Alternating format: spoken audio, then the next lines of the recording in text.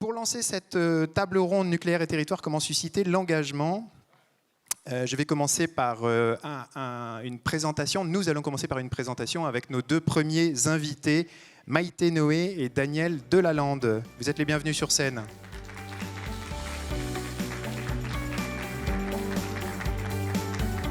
Je vous en prie, asseyez-vous. Je vous en prie. Maïté Noé, vous êtes élu membre du bureau de l'Anccli. Et puis Daniel Delalande, vous êtes directeur général adjoint de l'ASN. Et vous allez nous parler d'une enquête qualitative qui est bien connue, l'enquête qualitative Verian ASN Anccli, sur les attentes des riverains des centrales nucléaires en matière d'information.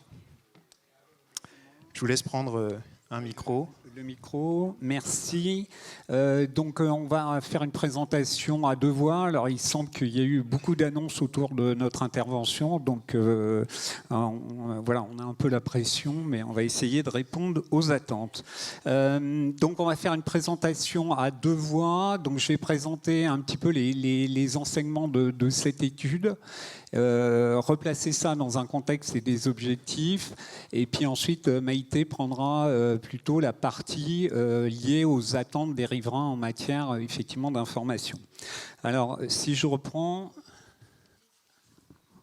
voilà le Pavlov. Voilà.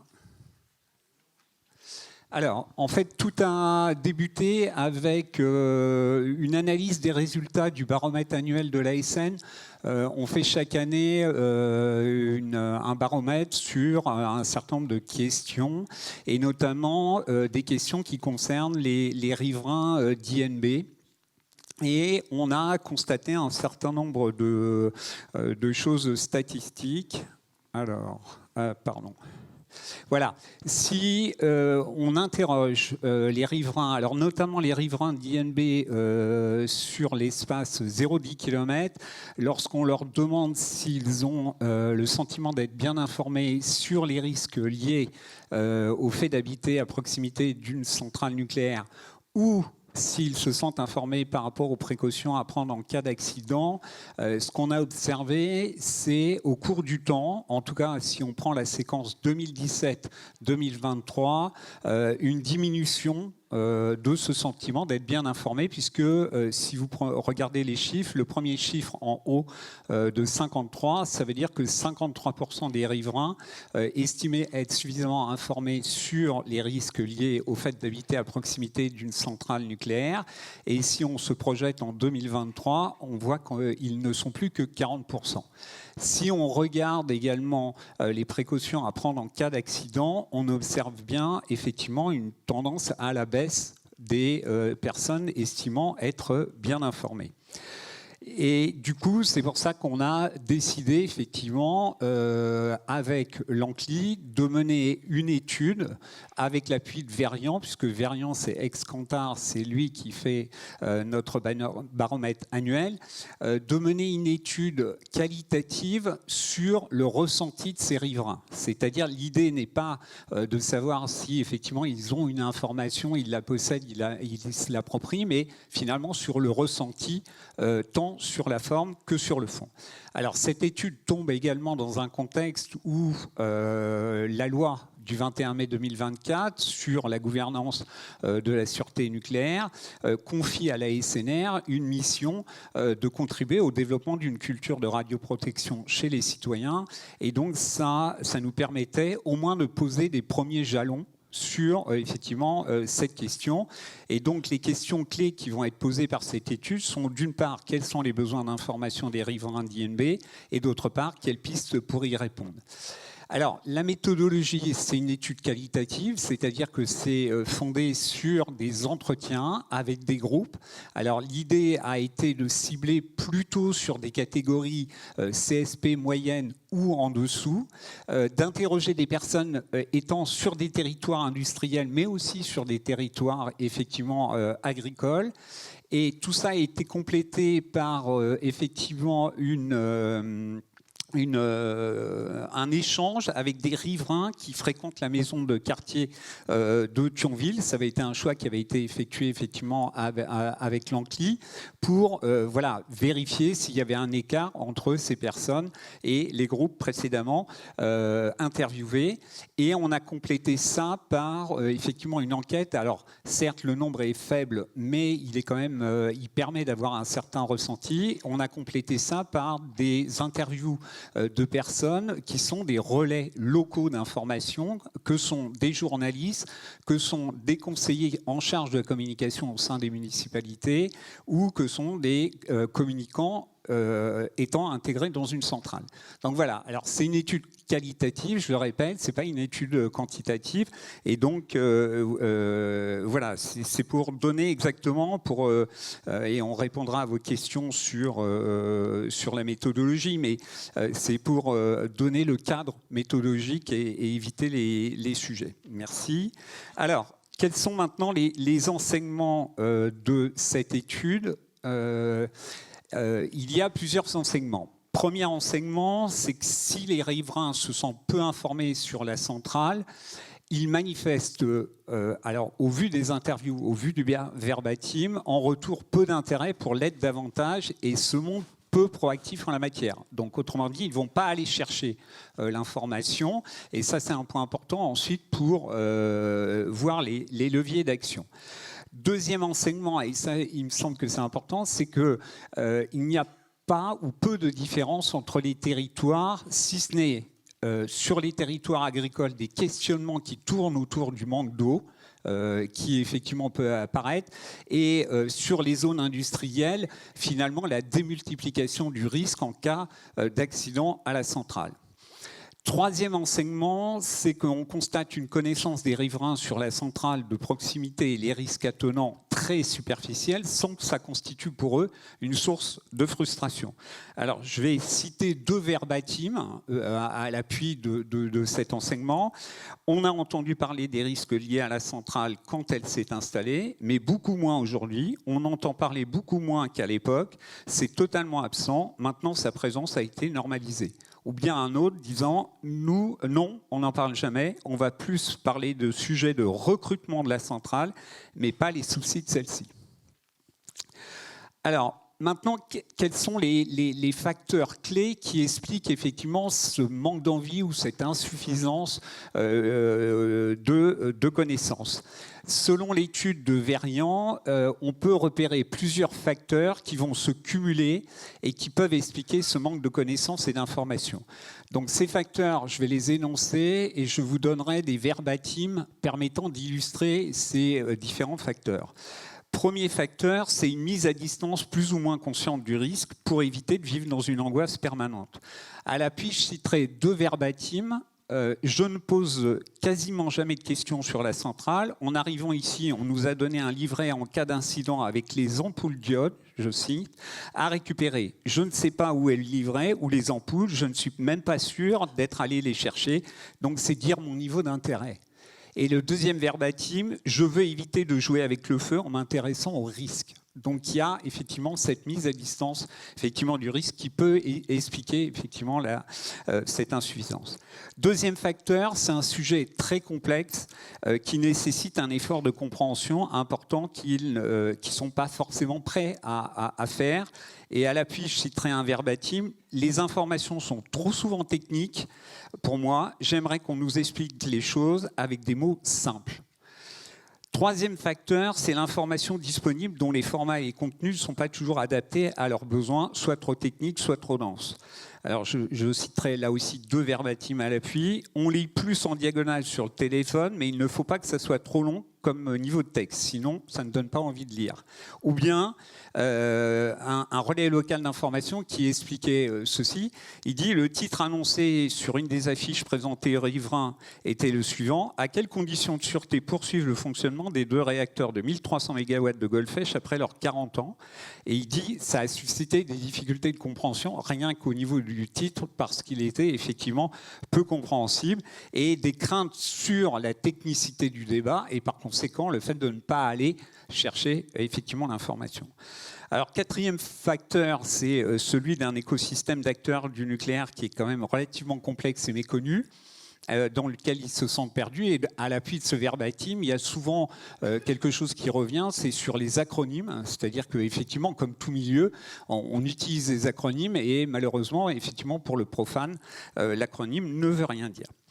Et par là-dessus, tous ces facteurs, on est quand même dans un climat de suspicion un petit peu généralisé, d'une défiance à l'égard de tous les décideurs nationaux et qui effectivement vient compléter finalement ces facteurs. Et comme le soutenait un des relais locaux d'information, un journaliste, qui dit ceci, les gens maintenant ils remettent en cause la parole officielle, voire élaborent tout de suite des scénarios plus ou moins complotiste, et il dit je pense que les réseaux sociaux ont accéléré effectivement le phénomène. Donc tous ces facteurs expliquent effectivement les difficultés et l'insuffisance effectivement d'informations. Et donc la question après de l'étude, et je laisserai la parole à Maïté, a été de s'interroger sur finalement c'est quoi vos besoins en termes d'information. Oui, alors comme vous le voyez, ça rejoint tout à fait ce que l'on disait ce matin, c'est que les gens n'ont pas l'information et que nous, dans les CLI, on a quand même des difficultés à faire passer cette information. Donc le but de cette étude, pardon, excusez-moi, c'est de pouvoir trouver justement, nous, des leviers pour pouvoir faire circuler cette information et surtout la vulgariser. Donc, on a quand même 5 enseignements qui apparaissent. Les attentes des riverains, c'est ce que je viens de vous dire, c'est une communication simple. Et surtout, les conduites doivent être répétées parce qu'on leur dit une fois, on leur en parle une fois dans l'année, par exemple. Mais la conduite à tenir, en fait, même s'ils ont des documents qui apparaissent dans leur commune, tels que le DICRIM, comme ce matin, la personne de l'État vous en a parlé, les gens ne le regardent plus. Et de plus, ça évolue. Donc, automatiquement, ils ne sont pas suffisamment au courant. Ensuite, ils veulent avoir aussi une information sur la sûreté de la centrale pour être rassurés.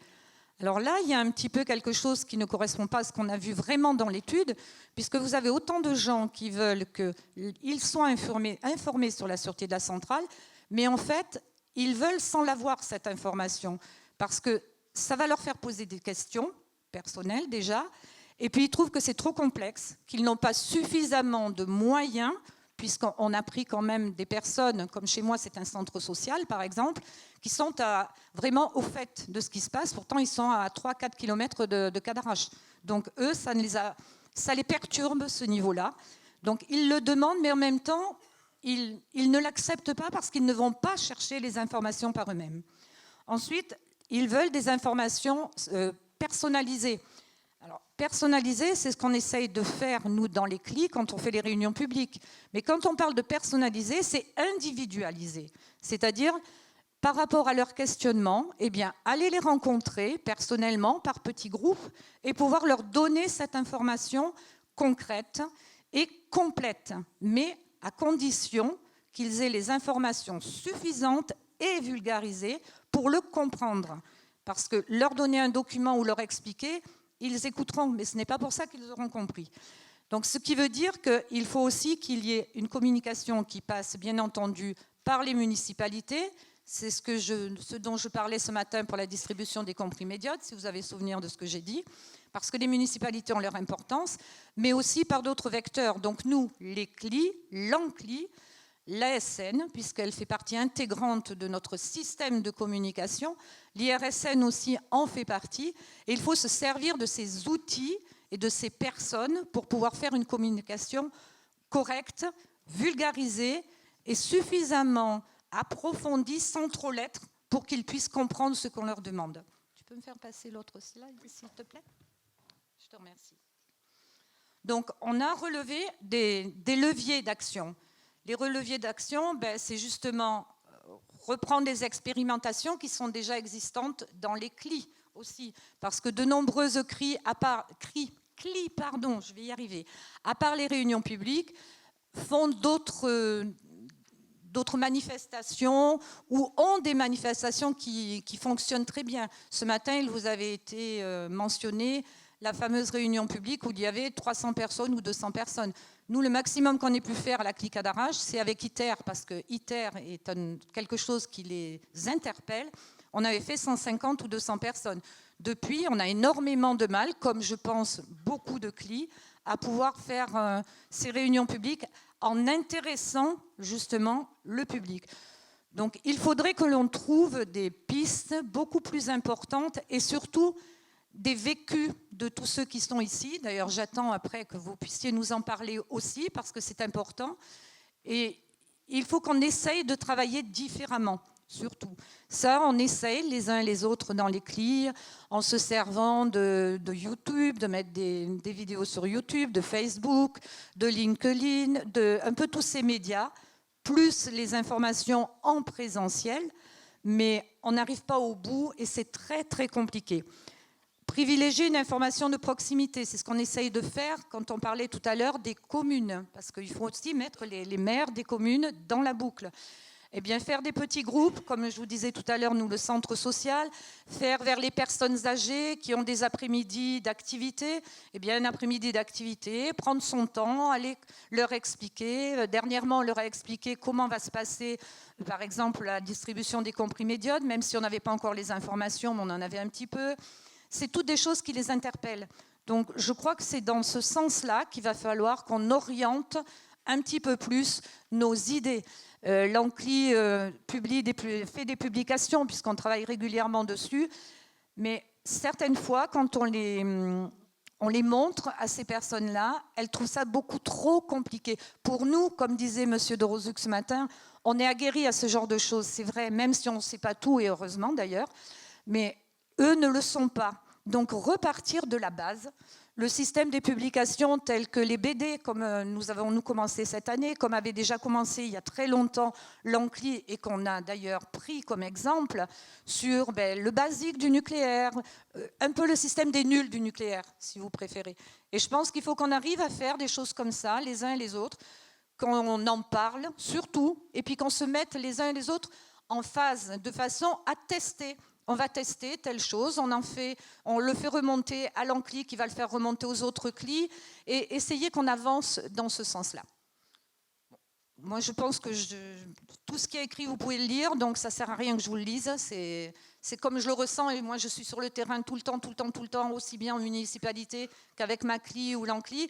Donc, je pense que c'est plus à vous maintenant de donner un petit peu vos idées et d'essayer qu'on arrive à travailler ensemble et à apporter des solutions pour que justement on puisse être entendu correctement et surtout en faisant participer justement la population. Certaines veulent participer à des études, mais avant qu'on puisse les intégrer dans ce système, il faudrait peut-être connaître les bases et puis savoir où on veut aller et où on veut les emmener. Merci. Merci Maïté. Merci Daniel. Donc cette enquête qui est qualitative, est-ce qu'elle vous a malgré tout permis de mesurer un changement dans la connaissance des publics par rapport à l'enquête précédente? Est-ce que vous avez l'impression d'un recul des connaissances? Un recul de la sensibilisation? En fait, la particularité de cette étude, on n'avait pas mené d'études qualitatives sur ce. On avait effectivement des questions quantitativement, effectivement, qu'on avait chaque année. Par contre, on n'était pas allé voir les riverains pour demander des entretiens longs, puisque effectivement, je crois que les entretiens c'était en gros 2h30 pour chaque groupe. Il y avait 8 groupes, à chaque fois 2h30. Et là, on va plus dans le ressenti. Le sujet n'est pas de savoir si c'est une information fiable, pas fiable, si effectivement, voilà, c'est pas l'élément objectif de l'information. Ce qu'on voulait savoir ici, c'était le ressenti des personnes. Le fait que les personnes n'aillent pas chercher effectivement l'information, c'est une information en soi. Ça veut dire qu'effectivement, il faut passer par d'autres choses pour aller les toucher. Et là, je rejoins ce qui a été dit à travers les municipalités, c'est-à-dire trouver des lieux où effectivement ça embarque du monde pour que effectivement on puisse parler culture de radioprotection, etc. Donc ça veut dire que c'est une autre manière d'approcher et ne pas rester effectivement sur des choses qui voilà, sont courantes. On le voit bien, pour l'information, il faut une démarche proactive. Et justement, ces publics-là ne vont pas... Et il n'y a pas que ce domaine de la sûreté nucléaire, puisque en préparant effectivement notre intervention, vous avez la même chose sur l'action sociale. Sur l'action sociale, si vous n'allez pas voir les personnes pour dire, voilà, leur droit, c'est ça, ça, les personnes, ça va se traduire par du non-recours sur du RSA, etc. Et bien là, c'est la même chose. C'est-à-dire qu'on est dans une démarche où il faut aller voir et personnaliser, parce que là aussi, des envois groupés, etc., des enveloppes, ça ne marche pas, parce que les personnes n'ouvriront pas le courrier. Dès qu'ils verront, de toute façon, en République française, ils vont pas savoir exactement à quoi ils s'attendent avec ce courrier. Donc voilà, me semble-t-il, cette étude, c'était de renverser un petit peu les choses, et à partir de là, de trouver d'autres manières de toucher ce public.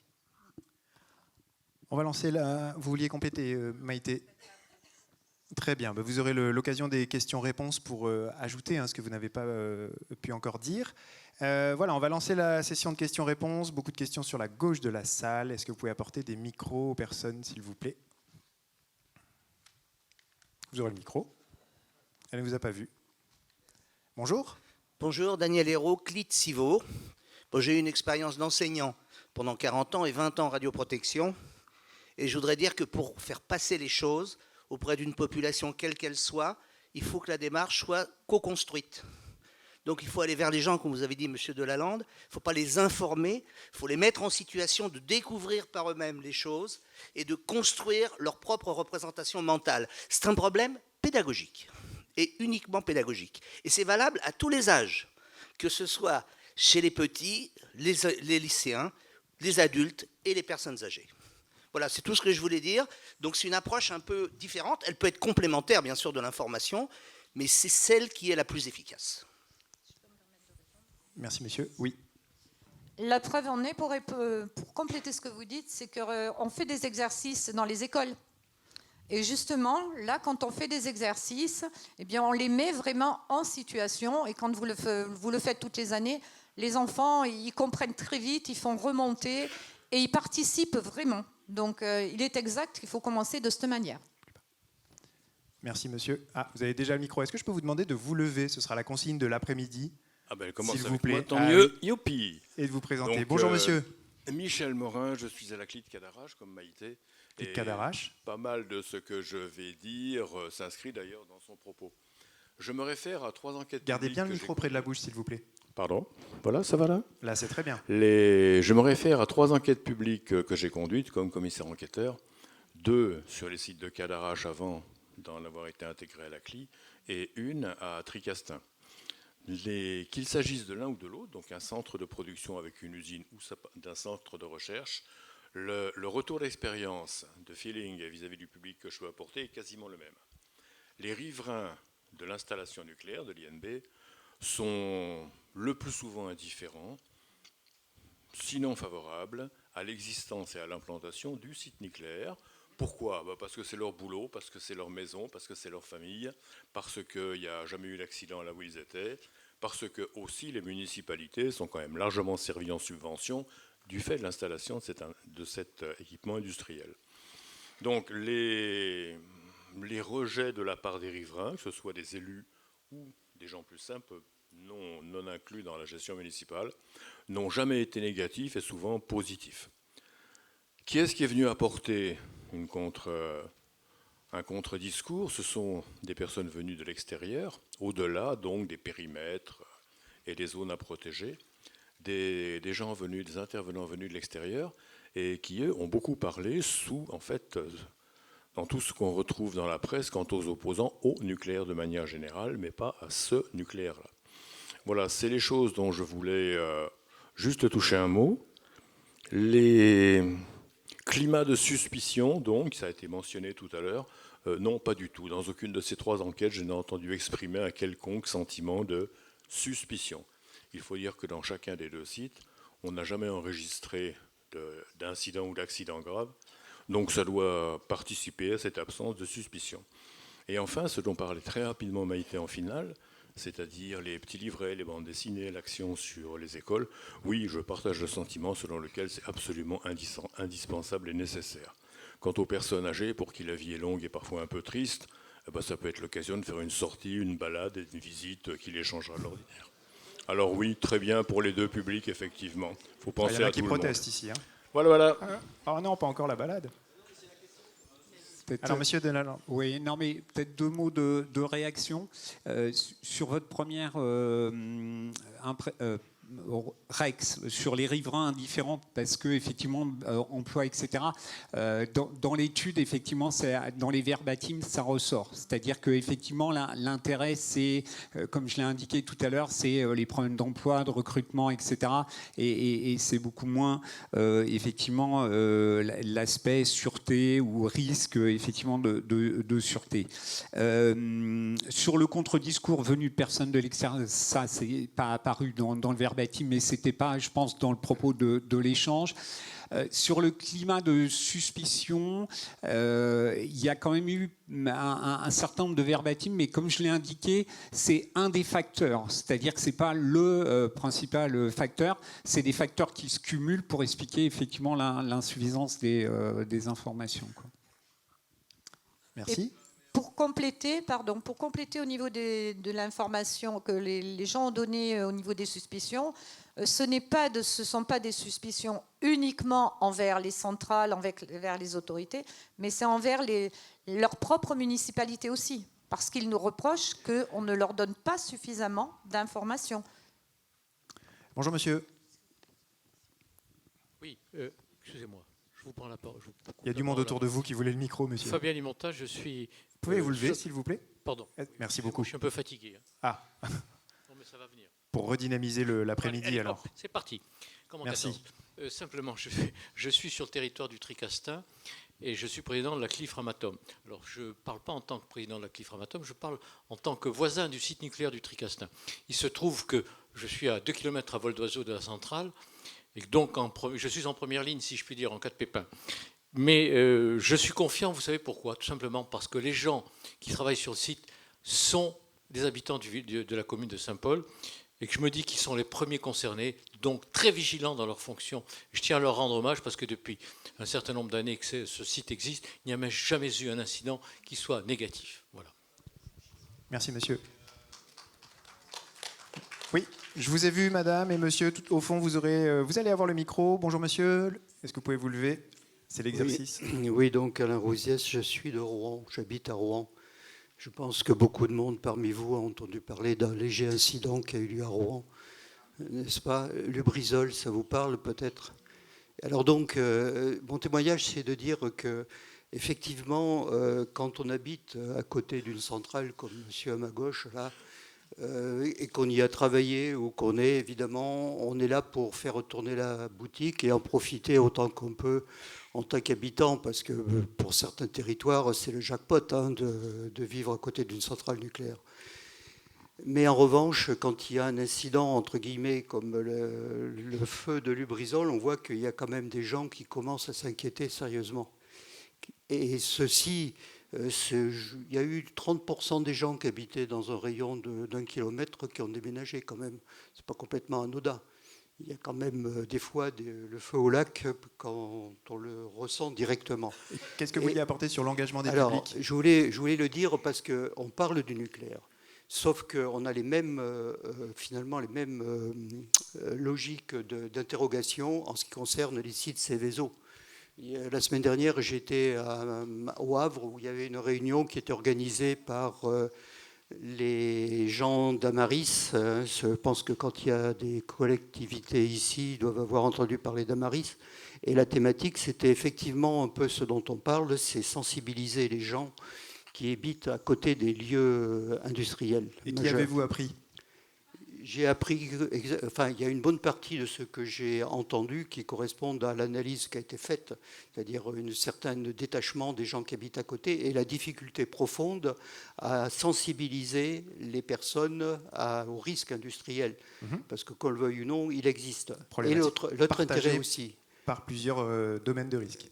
Oui. Voilà. Mais ce qui est intéressant quand même, parce que c'est à peu près les mêmes logiques que ce qu'on a autour des centrales nucléaires, ce que j'ai appris sur le moment, c'est qu'il y a des outils qui sont mis en place et qu'on essaie. Et là, on a l'expérience à la Basse-Seine. Il y a 3 grands sites majeurs industriels. Il y a le Havre, il y a un endroit qui s'appelle Port-Jérôme entre le Havre et Rouen, et il y a Rouen. Et sur Rouen, et sur le Havre et sur Port-Jérôme, on n'a pas la même culture du risque. Et c'est ça qu'il faut faire monter autour des centrales aussi. C'est un travail de profondeur qui mérite effectivement à trouver tous les outils.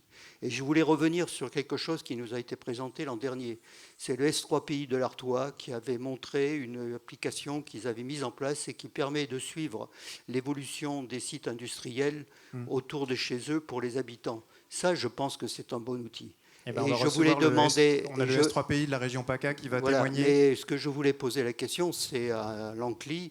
On devait y travailler l'an dernier, d'après ce qu'on m'avait répondu, et j'aurais aimé savoir ce que c'est devenu. Et je voulais faire une dernière remarque sur ce sujet, c'est que l'implication des collectivités est extrêmement importante. Merci, monsieur. Des questions dans le fond ? S'il vous plaît, dans le fond, il y a une dame qui attend le micro depuis un moment. Je vous invite, parce que le temps passe, si votre question n'est pas traitée, vous l'envoyez sur le 06 et la question sera traitée après la conférence. Elle trouvera une réponse sur le site. D'accord. Bonjour madame. Oui, bonjour. Françoise Kobilas de la Klein Paluel Panly. Et on a suivi l'année dernière le débat public. Je conseille d'ailleurs pour vous une lecture intéressante sur Mediapart le 3 octobre, je crois. C'est le monsieur Badré qui revient sur ce débat public. Et la parole démocratique, la parole citoyenne a été très malmenée pendant ce débat. Je voulais apporter quelque chose de positif, disons. C'est que... étant donné qu'on est tout près du projet éventuel des EPR2 de Panly. Donc, on subit de plein fouet l'accélération des procédures dans les travaux préparatoires, tout ce qui concerne le fait que le zéro artificialisation nette s'est complètement malmené et piétiné. Donc, pour l'instant, les gens étaient contents de l'EPR2. Voilà. Mais petit à petit, quand ils commencent à savoir que la falaise va être cassée sur l'équivalent de 5 millions de mètres cubes et l'équivalent de presque 3 pyramides de Khéops, par exemple, une circulation épouvantable, des terres agricoles mangées par le lobby, là, ils commencent à se poser des questions. On fait partie par ailleurs d'un collectif qui a été créé après Fukushima et donc on fait des tractages au marché. C'est là où on parle avec les gens, où on les questionne, surtout on les écoute. Et ce qui semble dénouer un petit peu leur déni déjà, leur pensée magique, c'est-à-dire si on ne parle pas du nucléaire et de la catastrophe, ça n'arrivera pas. Et enfin, la résignation. Regardez, madame, depuis 50 ans, ils ont le pouvoir et ils ne vont pas le lâcher. On subit. Bon, ces 3 piliers de la surdité, on peut dire, on peut arriver à les fracturer un peu. En particulier en leur disant que le nucléaire n'est pas la seule solution au niveau et du réchauffement climatique et de la fourniture d'électricité. Donc on ouvre une perspective, on ouvre des choix, c'est-à-dire que leur argument de la résignation, il tombe. Et du coup, c'est de la curiosité. Ah bon, comment on peut faire autrement? On cite les scénarios de Négawatt, de l'ADEME, de RTE, et là, on leur montre que ça les concerne, c'est leur affaire à tous. Et ça, pour nous, c'est intéressant, quel que soit le niveau de compréhension. Et puis, on est des humains, on est comme eux, on est face à face. Et ça, humainement, c'est très, très riche. Voilà. Mais il est bien évident que depuis 50 ans que le lobby nucléaire arrose d'une manière indécente le territoire, laboure tout à fait, et au sens propre, parce qu'ils sont en train de manger des terres agricoles. On leur a dit pendant 50 ans qu'il n'y avait aucun problème de sécurité. Tout ça, il faut dire, ouais, non, on s'est un peu trompé. Voilà. C'est une blessure d'amour-propre pour les décideurs de dire que peut-être il n'y a pas que cette solution. Et les gens sont reconnaissants qu'on ouvre justement la réflexion et qu'on les prenne au niveau citoyen et pas au niveau consommateur résigné de la manne nucléaire. Merci, madame.